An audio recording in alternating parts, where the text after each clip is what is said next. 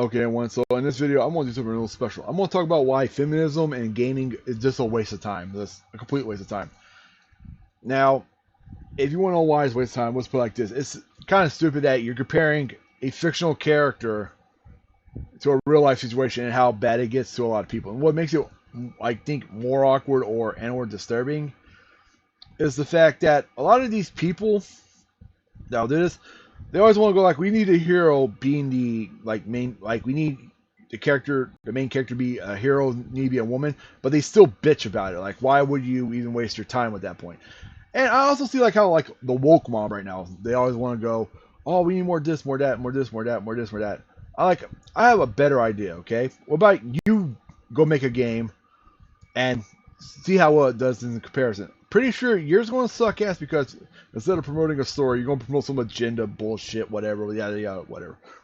And you want to hear some examples of this, like, who remembers Far Cry 6? If you don't remember, cool. If not, whatever. But in Far Cry 6, there was I think it was like the one that where you can it's the last one we had that I know of. I don't know if they have 7 out yet.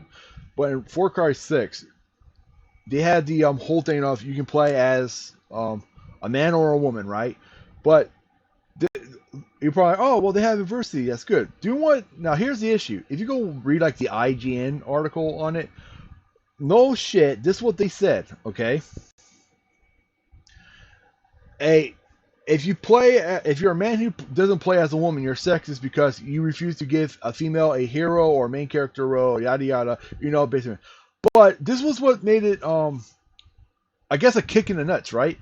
Is they said this, but then if you read the part where if you were a guy and you play a female character, you still were in the wrong.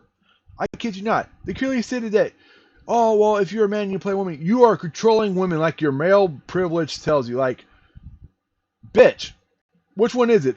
Is it good or bad? And this is why I tell it, like I said, it's a waste of time. Because instead of telling me of like how we can make this better, you made it where I lose no matter what. And anyone who's going out there like, oh, you believe women ain't for gaming, do keep in mind, I know the history of gaming really well. More than half of you probably watching this. Well, we're going to phrase it, 75% of you watching this, I know more, okay? If you don't know, the original systems like the Ataris and the Super Nintendos, if you don't know, those systems were originally meant for a female audience. Meaning, well, to give you a bit explanation why, okay? In the early 80s, where this stuff was all the rage, okay? Arcades were a male-dominated culture, okay? You couldn't really go to an arcade and find females. You had to go to an arcade, and it was always males, okay? Atari and Nintendo thought, well, let's bring the arcade experience home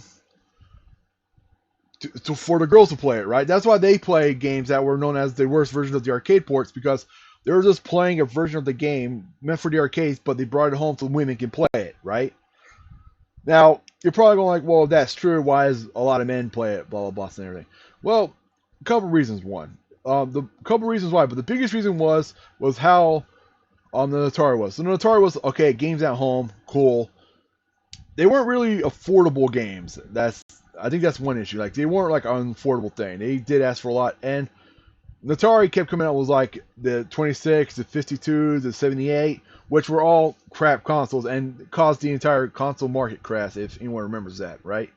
Now, Nintendo, on the other hand, when they came out with their system after the market crash, this is what Nintendo's like. Well, and if you go look at the Famicom, it was sold to women. It was marketed to women. That's how it was. Yes, guys still bought it, but it was mostly targeted towards women. Now, what makes this funnier, and this is the part I think everyone needs to pay attention to, okay? When they brought the NES to the US, do what caused its downfall? Simply put, they put the item in the wrong stuff. Just because it wasn't labeled a game system when it came out because of the whole market crash that took place the year prior. So their idea was, let's make it a toy. That's why you got Rob the Robot and try and market it like that. And it worked, but the only problem was the marketing was fucked up. Instead of putting it in a girls fucking aisle, they put it in the boys. And that's the history of why gaming went the wrong way, okay?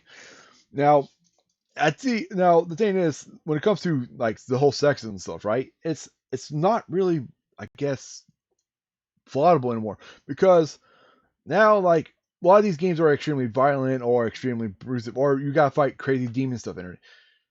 A woman's look is kind of like pointless in most of these games that they're bitching about. Like, okay, Call of Duty. Oh, we need a representative fat girl. Okay, yeah, someone is going to have a bigger hitbox, easier to shoot, not be able to hide behind cover. Yeah, that makes fucking sense. And it's like, well, women can do this too. Like, yeah, they can. But the issue is, if you put a fat woman behind a small cover, she's still going to get shot. Like, there's no good ways you can get around that. Also, I never understood this. Like, why do people still get mad about the whole like the assholes on Xbox Live or PlayStation talking shit to women? Like, I haven't done it in a while. If you haven't noticed, I probably mute my entire mic most of the time, mute the audio most of the time because I don't want to hear people talk no more. But you gotta remember, okay, a lot of women don't talk on mics anymore.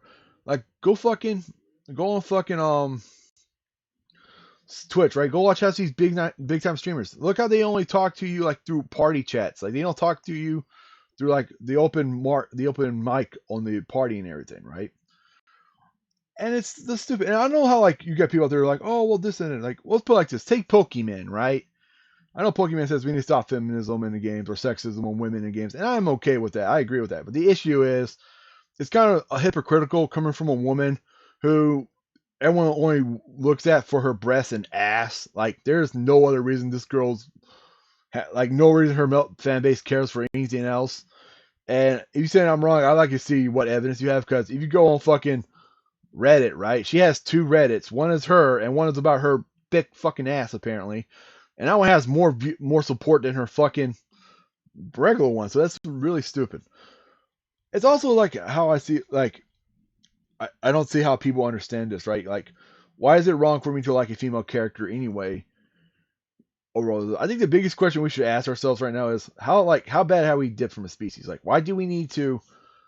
Oh no, sexualize, like, it's wrong to sexualize women, but women do it all the time nowadays. Like, you have OnlyFans out there that they sell adult content of themselves. Why is that okay? But yet a fictional character who is probably more badass, more powerful, has more fans is the ones that hate it. That's food for thought. Now I'm gonna leave y'all alone. I'm gonna head out, but think about it. Why is a female woman deemed inappropriate compared to a real woman?